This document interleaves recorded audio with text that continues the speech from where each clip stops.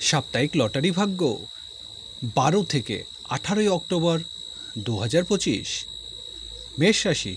এ সপ্তাহে মেষ রাশি জাতক জাতিকাদের লটারি থেকে ভালো প্রাপ্তিযোগ হওয়ার সম্ভাবনা দেখা যাচ্ছে।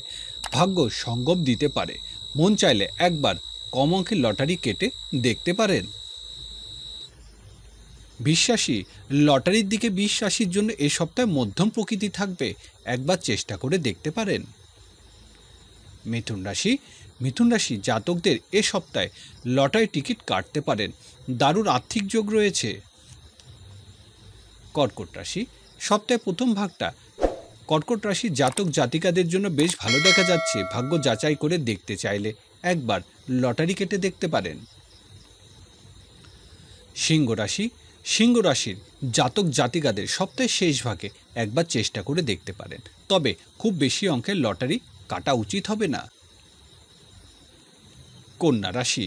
এ সপ্তাহে কন্যা রাশি ব্যক্তিদের খুব বেশি অঙ্কের লটারি না কাটাই ভালো হবে, কম অঙ্কের লটারি কেটে দেখতে পারেন। তুলা রাশি। লটারির দিকে তুলা রাশি ব্যক্তিদের ক্ষেত্রে এ সপ্তাহ খুব একটা ভালো নয়, লটারি থেকে দূরে থাকাই ভালো হবে। বৃশ্চিক রাশি। বৃশ্চিক রাশির জন্য সপ্তাহে মধ্যভাগটা বেশ ভালো রয়েছে, তবে শেষ ভাগে একবার লটারি কাটতে যাবেন না।